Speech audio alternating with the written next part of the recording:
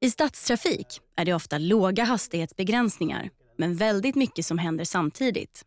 Så att det är stora och snabba variationer.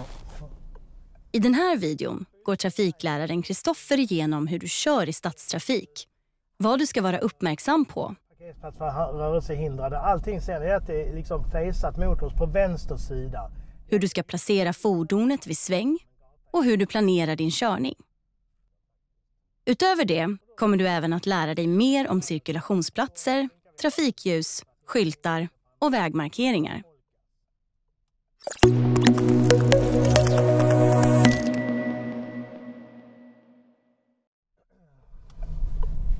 Vi kör från en dubbelriktad gata in på en annan dubbelriktad gata. Vi har många enkelriktningar för övrigt här.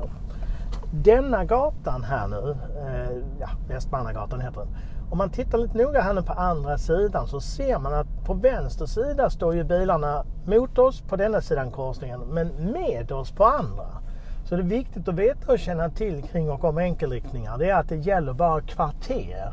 Så för nytt kvarter kan alltså då omständigheterna ändras i form av enkel eller dubbelriktning.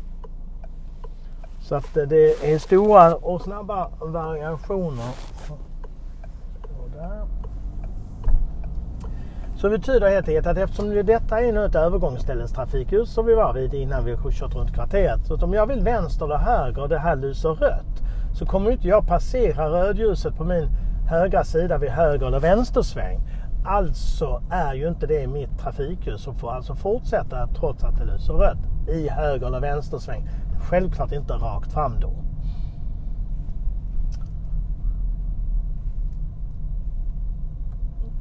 Då ska vi se här, då ska vi ta vänster igen och det finns ju ett gäng alternativ på vad som är vänster. Och i detta fallet bra är att försöka titta vart ska jag. I detta fall ska jag in på en gata det är 30 km/h på. Så att jag liksom försöker hitta någonting som är lite unikt och specifikt här. Vi ser att det är 40-väg och ja. Intressant, Stockholmstrafik. Som sagt var, medelhastigheten är inte hög.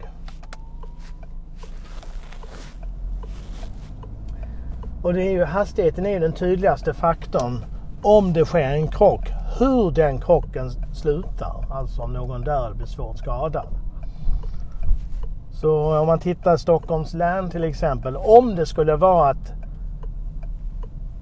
40 människor omkommer så är det 5 av dem i kommunen faktiskt. Och då ska vi ut och då blinkar vi höger. Och då blinkar vi höger så att inte blinkelsen för annan trafik kan misstolkas. Cykelbana, löparbana och så vidare. Nu ser ni att skyltningen här enkelriktning eller parkeringsförbud, parkeringsplats för rörelsehindrade. Allting ser ni att det är liksom faceat mot oss på vänster sida. Det är alltså ytterligare ett sätt att se om en gata är enkelriktad eller inte. Lite speciellt när man tar vänster från en enkelriktad gata, eftersom inte då det får vara mötande trafik, så kan man ju placera bilen långt till vänster. Vilket innebär att den trafik som är bakom en kan köra rakt fram och höger utan någon större problem. Återigen, gator, enkelriktningar gäller bara kvarter. Så det här kvarteret vi körde igenom nu, det var enkelriktat. Nästa kvarter är dubbelriktat. Dessutom återvändsgata, vilket innebär att det måste vara dubbelriktat. Annars blir det jätteskumt. Det är orimligt nämligen med enkelriktade återvändsgator.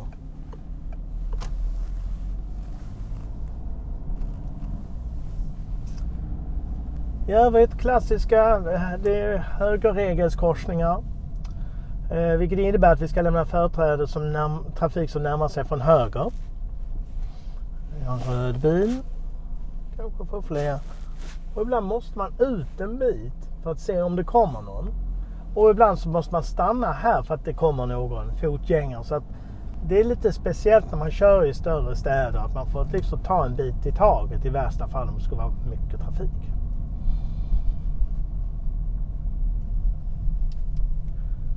Det finns en regel om att man inte får ställa bilen med att det är 10 meter till övergångsstället. Och här är då skälet att den här killen syntes ju inte bakom den parkerade bilen. Alltså 10 meter mot övergångsställe. Och då gäller det övergångsställe vare sig det är obevakat som här eller bevakat med trafikljus. Det är fortfarande 10 meter från övergångsstället som gäller. Här är väjningspliktsskylt och då betyder det att vi inte bara från höger ska lämna företräde utan också från vänster. Så då får vi kika som alltid på båda hållen så det inte gör ingen större skillnad vad seendet beträffar.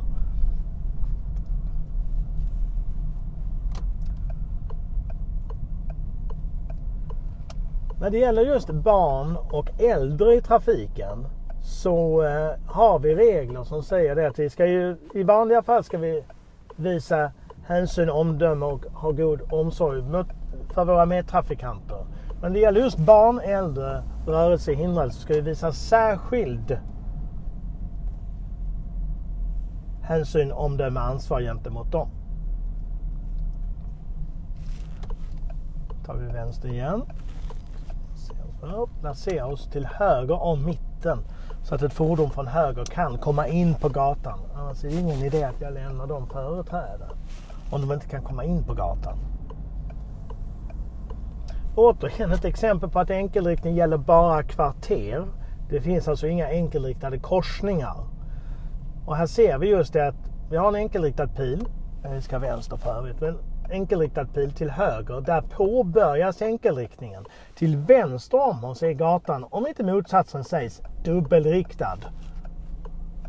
Så att viktigt just att notera det här att enkelriktningar gäller bara kvarter, alltså gator över kvarter.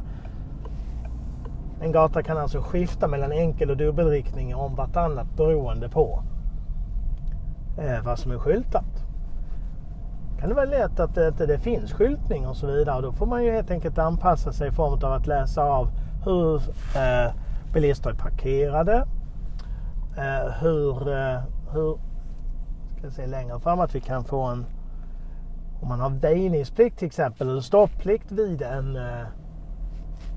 slutet på en enkelriktad gata. Då går ju den här stopp respektive väjningslinjerna från trottoarkant till trottoarkant. Det här är ju en dubbelriktad gata. Skulle vi ha väjningsplikt här eller stopplikt, då går det över halva gatans bredd.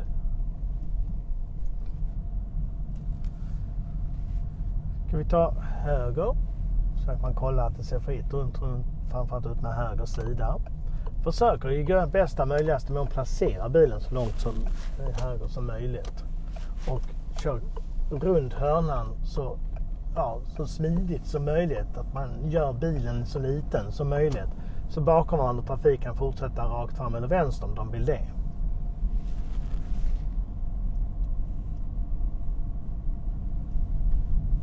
Vi höger en gång till.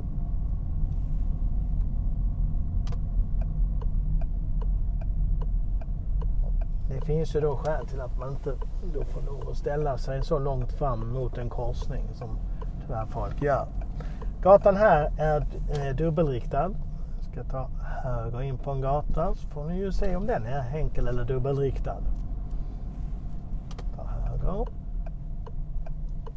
Och då ser vi ju direkt att här står ju nu den här svarta bilen och vi ser dess bagagelucka på vänster sida.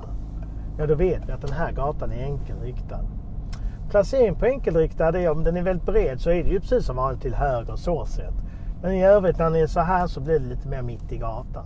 Ska vi nu vänster, vilket vi ska, så kommer bli resultatet när vi tar vänster att vi placerar bilen väldigt långt till vänster.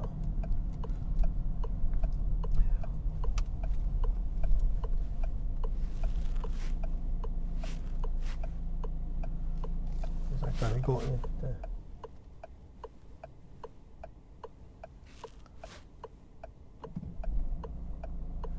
Nu kör vi över denna trottoaren för att komma vidare. Vilket inte är juridiskt att när man kör över en obruten gång- och eller cykelbana så får vi en liten speciell regel, nämligen kallad utfartsregel. Så att det blir alltså inte högregeln i den situationen utan det blir en utfartsregel.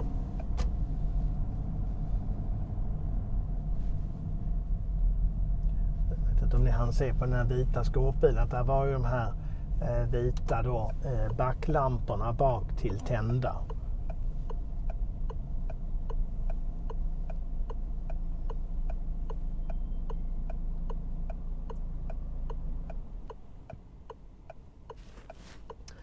Grönt ljus, då kommer all parallelltrafik ha grönt, det vill säga mötandet har grönt och även i övergångsstället som vid den här högersvängen behöver köra över.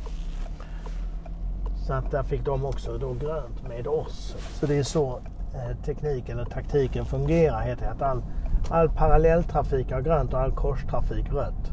När vi har rött och all korstrafik grönt. Det är liksom logiken i det.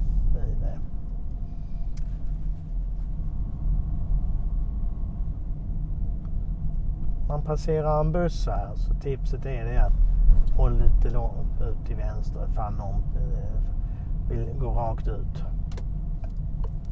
Vi tar in höger, passerar vi oss långt till höger så bakomvarande trafiken kan passera förbi. Ställer bilen parallellt med cykelbanan så sidospegeln gör mest nytta. Vinklar du bilen får du sämre koll i spegeln. När det gäller det här med det, vi ska titta på trafiksituationer som inte sällan också brukar vara med på lite prov och så. Och det är alltså när vi har skyltningen stoppsignal.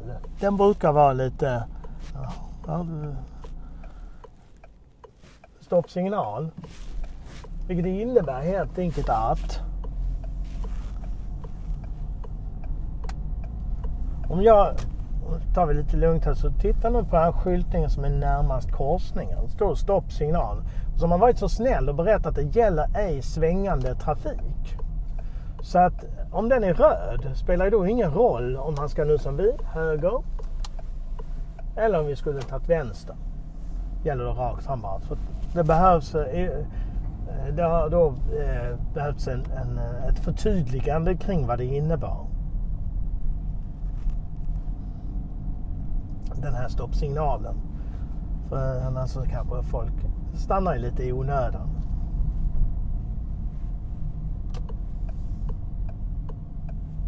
Vanlig högersväng, hålla långt till höger.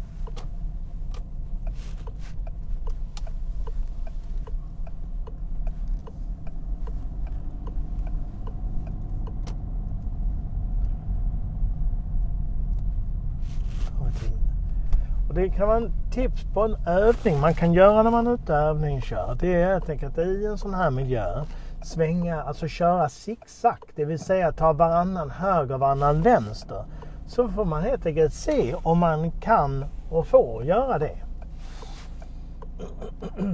Så det, nu ska vi se, det är ju det här med högerregeln, alltså trafik som närmar sig från höger.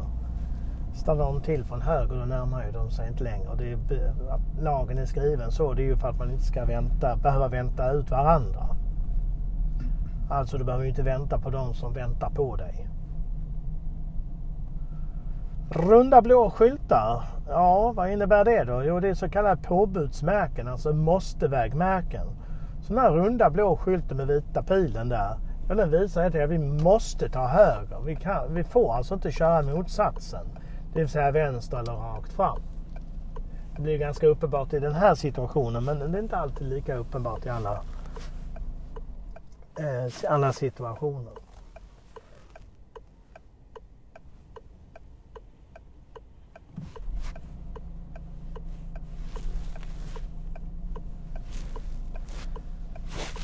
Körfält. Ja, då ska man ju försöka välja det körfältet som är mest passande för fortsatt färd. Skulle jag nu till exempel när jag tar ut höger där välja första vänster, ja, då går man ut i det vänstra körfältet direkt. Så man kör inte via det högra och byter över, för då får man ju ett moment så att säga extra. Det blir lite, om man får lov att uttrycka, extra jobbigt.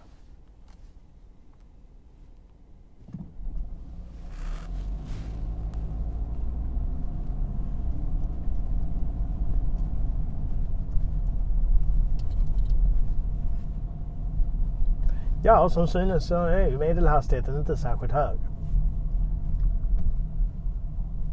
Och vi har barn som leker vid vägen ovanpå allt. Då finns ju då tydligt motiv till att det är 30.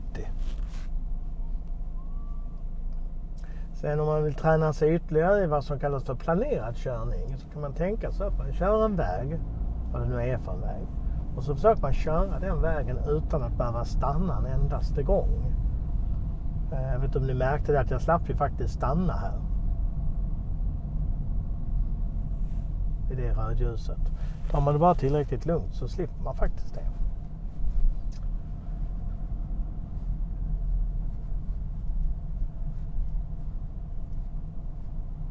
Jag ska bara fortsätta rakt fram. Notera nu att skyltningen som jag nämnde innan gäller exakt bara där den står. För här står ju att det är 2 körfält mot centrum och Sankt Eriksplan. Och det är i den här korsningen det. Vi vill se vad som händer efter gatukorsningen. Det var bra, fick rött där, så får vi tid att se. Ser ni bakom vänstra trafikhusen där borta att där står det i centrum Sankt Eriksplan till vänster. Och då kan man ju tycka att de kunde ju varit så schyssta och sätta den informationen redan innan denna korsningen. Men tänk på det att när det gäller skyltning så går det inte att vila en sekund, utan där kommer den skyltningen gäller precis bara exakt där den står, ungefär 10 meter före och 10 meter efter. Sen bara räcker det över en korsning, sen ser allting annorlunda ut. Vi har pratat innan om det här med tjocka och tunna linjer, och det är ju samma metodik in i en stadsmiljö som ute på motorvägar och så vidare.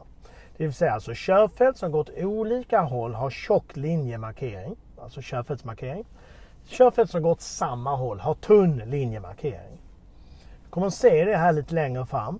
Där det längre fram kommer, vi kommer fortsätta rakt fram. Men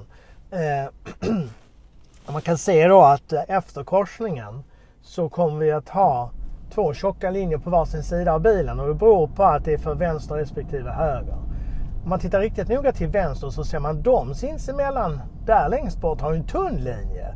Och det betyder alltså att båda de 2 körfälten går vänster. Alltså körfält som går åt samma håll har tunn linjering eller tunn sträckning. Körfält som går åt olika håll har tjock sträckning. Vilket då är fallet här. Alltså bilarna till vänster och höger om vår bil kommer att ta höger respektive vänster.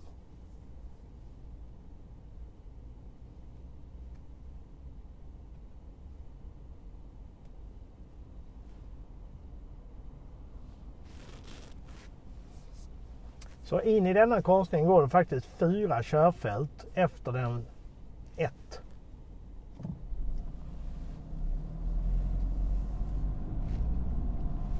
Men det mesta brukar lösa sig bara man tar det då lugnt helt enkelt. Man är så illa tvungen också att rätt vad det är, så är det någon, precis som springer ut i gatan och så. Vi tar höger här. Gatan här, dubbelriktad. Gatan vi kommer in på.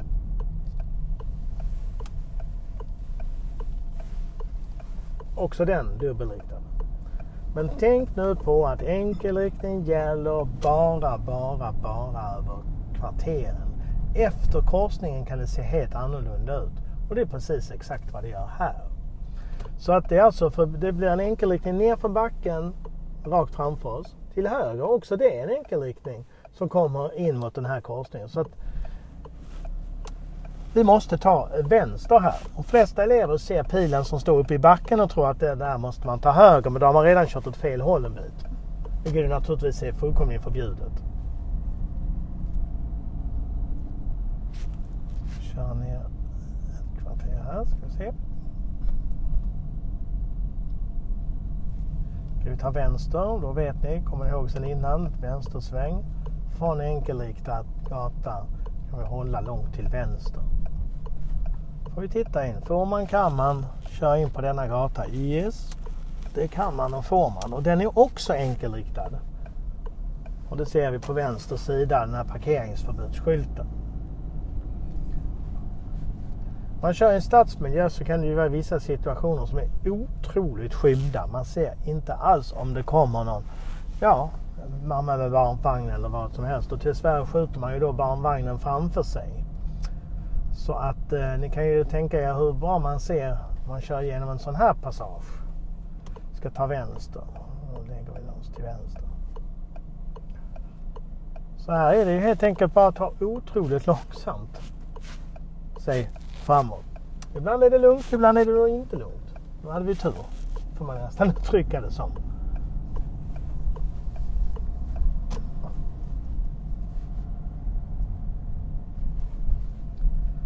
Vi tar höger. Och då kanske ni tänker se den här gulröda skylten. Åh nej. Men då är det så att korsningar är alltid dubbelriktade. Så det betyder alltså att då måste man ju kunna ta någon annanstans. Alltså ta vägen någon annanstans. Och det gick ju.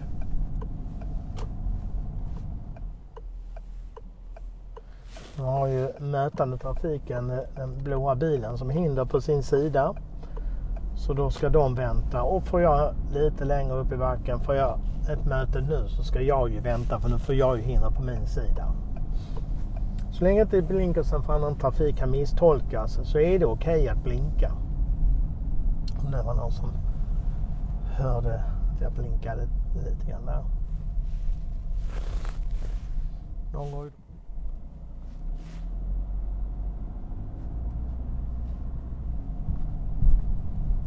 Tidiga och tydliga placeringar så vi kan samarbeta i trafiken. Här blir det 2 körfält som går rakt fram. Så det betyder att då ska vi välja körfält. Och nu märkte jag att nu blinkade jag inte, och det hänger ihop med att när det går från färre körfält, alltså att det inte finns risk att det kan vara en bil i det körfältet du vill till, så då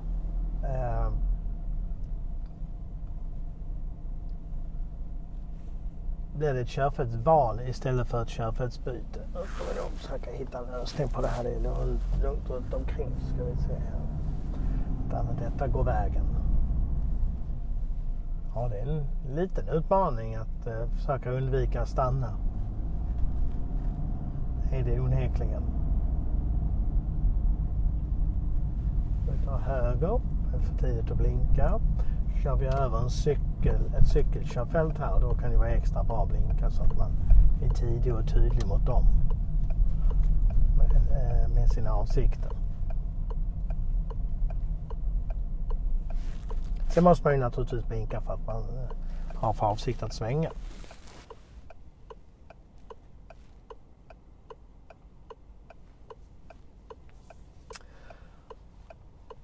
Kommer att göra ett moment här lite. Jag ska ta ett par högersvängar, just det här med att välja körfält tidigt och tydligt i en sväng. Det är som nu de som svänger vänster här, kommer från höger som har grönt, och de kommer in på en gata med flera körfält. Då ska man vara tidig och tydlig med sin placering så att övrig trafik förstår vart man tänker ta vägen. Att man inte kör lite halvt om halvt, utan tidiga och tydliga placeringar.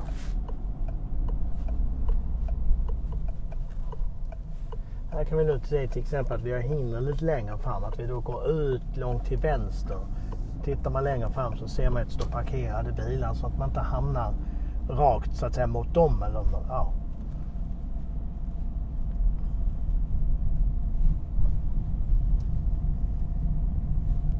Ta till höger. Då får man ju inte köra i cykelbanan eller cykelkörfält. Har de röd gubbe, fotgängarna där. Och sen kolla att det inte är någon cyklist. Och sen så tar vi oss in på gatan här. Som ni ser då, enkelriktad. Bilarna står parkerade med oss. Försöker hålla lite mitt i gatan. Titta nu på höger sida just om det är några vita lampor bak, det vill säga backljus.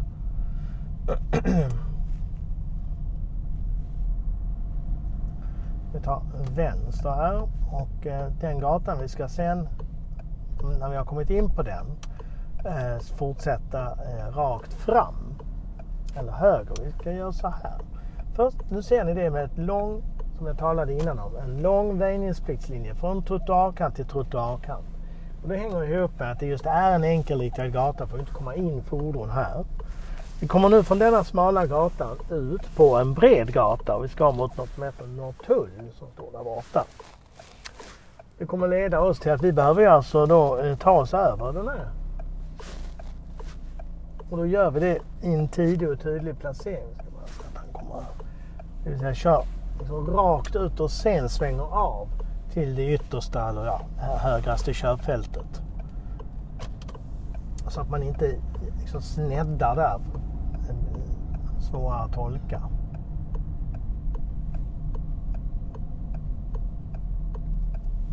Samma sak här. Då säger vi att vi vill hålla till vänster på den gatan. Och då går jag ut direkt i det vänstra körfältet. Alltså inte gå via högra för sen vänstra. Men på den tidig och tydlig placeringstankegången.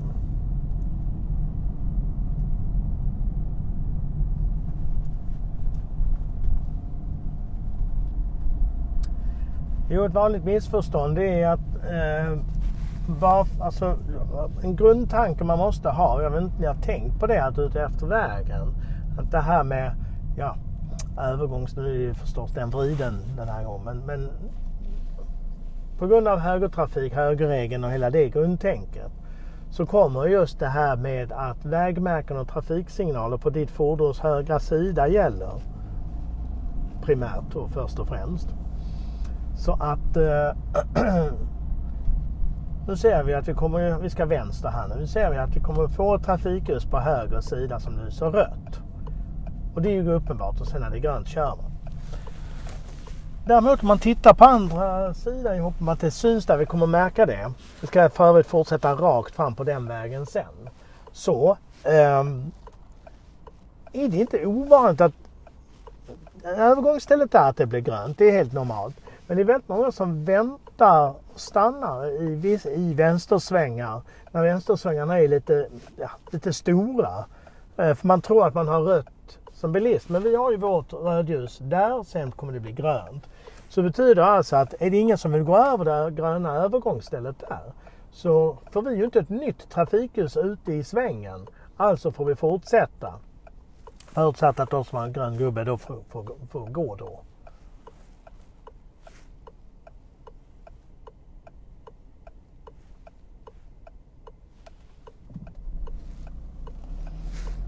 Så tidig och tydlig placering gör att vi tar oss ända ut till höger först och främst.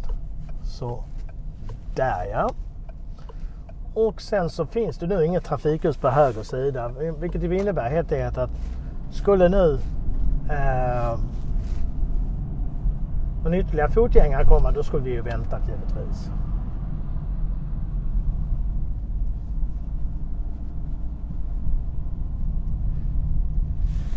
Det jag gör nu, det är att köra vad som kallas för berättande körning. Berättande körning är ett väldigt bra utbildningsredskap, kan jag tillägga. Så i början av din övningskörning så kan ju faktiskt din handledare köra berättande körning. Så att du får höra vad handledaren, blivande handledaren upplever och fokuserar kring och om och kan om trafiken. I slutet av din egna utbildning så kan du köra berättande körning och handledaren lyssnar på dig när du kör. Så som nu är varningsmärken för att gå upp enkelriktningen.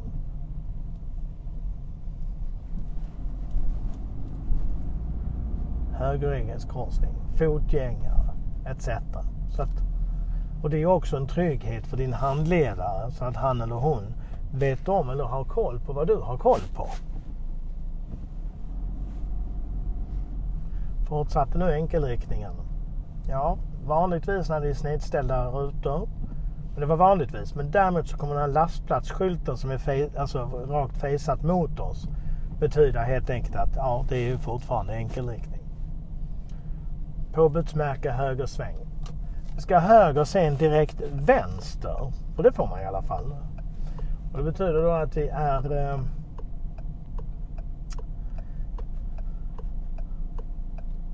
alltså i denna högersväng ska vi tidigt och tydligt hålla ut till vänster inför vår kommande vänstersväng.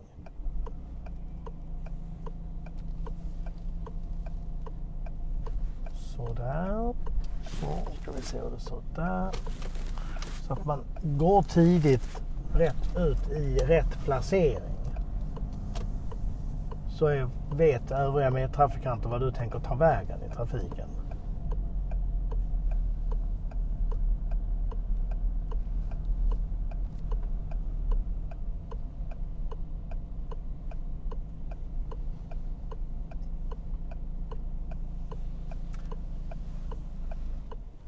man är i en sån här tätortsmiljö så ligger ungefär medelhastigheten om man kollar i färddatorn på ungefär knappt 20 km i timmen. Och det talar i sitt tydliga språk liksom att det här med om man ska förknippa risker och sen förknippa risker med dödade, svårt skadade. Så i den här låga farten som så är det ju inte det vanliga att det inte blir så svåra incidenter. Här kan det då bli väldigt farligt eftersom vi kör nu vänstertrafik med varandra. Det är mötande som svänger vänster vi också. Vi kör faktiskt vänstertrafik med varandra. Det innebär att de skymmer i vår sikt. Först där ser vi det. Hur det ser ut. Hängde ni med på det alltså? 2 mötande fordon som sinsemellan båda två ska svänga vänster kör faktiskt i realiteten vänstertrafik med varandra. Det vill säga man har mötet på höger sida som ni såg att den här Volvon, den vita bilen var. Vi får samma här nu med den gröna bilen. Vi får alltså den på höger sida om bilen. Så vi kör faktiskt vänstertrafik i det där scenariot. Med det stora problemet att vi inte ser riktigt vad som händer bakom. Man får sitta så här och kika. Nu ser vi ju ganska bra bakom den. Men just att man sitter och skymmer varandra så otroligt mycket. När då 2 mötande fordon båda två ska svänga vänster. Det är lite speciellt. När det blir sånt här väder så kan man ju ta med det hur människan fungerar. Det vill säga att man jättegärna vill in någonstans. Så att det är inte alls otänkbart att vi får någon som kutar ut mitt framför bilen. När det är vackert väder en stund och sen så kommer då någon hagel eller något annat in i bilden. Vi tar till höger och högersväng. Ja. Cykelbanan är fri. Och sen så enkel eller dubbelriktat. Ja, nu vet ni ju hur vi ser det. Vi har alltså nu parkeringsinformationsskyltningen på vänster sida faceat mot oss. Så det alltså räcker inte bara med att en gata ser väldigt smal och trång ut för att den ska vara enkelriktad. Utan det är skyltningen som gäller. Men det finns ju jättebra breda enkelriktade gator, till exempel motorvägar. Det är ju 2 enkelriktade vägar ju.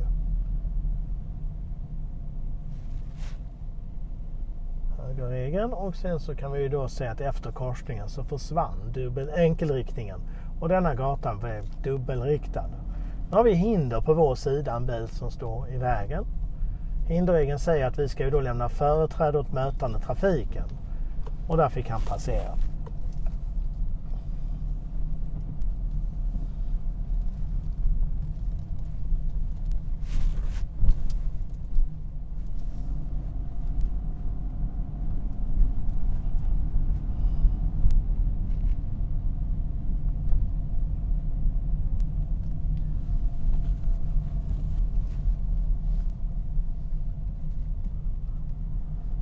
Så tar man det bara tillräckligt lugnt så blir det otroligt lätt att köra bil om man får då uttrycka sig så. Även om det är en rörig trafikmiljö.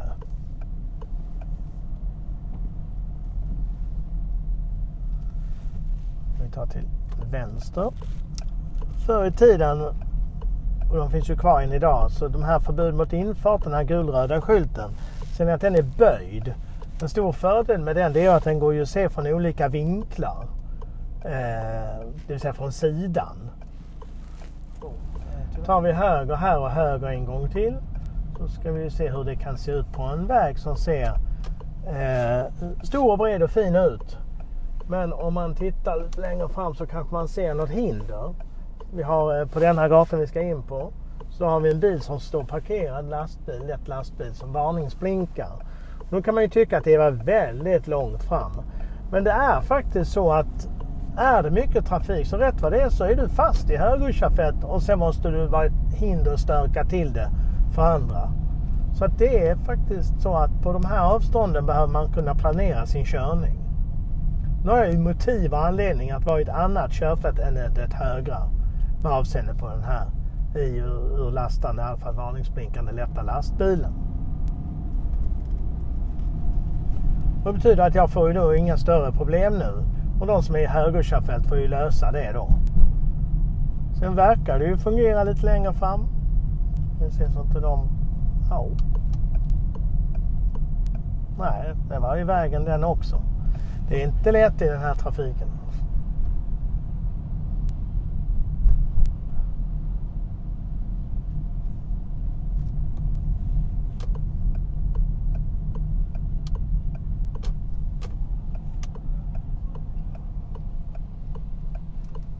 Tidiga och tydliga placeringar. Vi ska ju inte hopp, det är folk som ställer sig lite. Och är det då hinder, vilket det där är, så får man ju köra över faktiskt. Så hinder definieras någonting som står still, som den bilen, eller backandes mot dig, det vill säga vita lampor bak till på bilen. De båda fallen är definierat som hinder. Vid sådana tillfällen får man köra över spärrlinjer, spärrområden. Annars så skulle det ju så att säga vara olösligt att köra bil.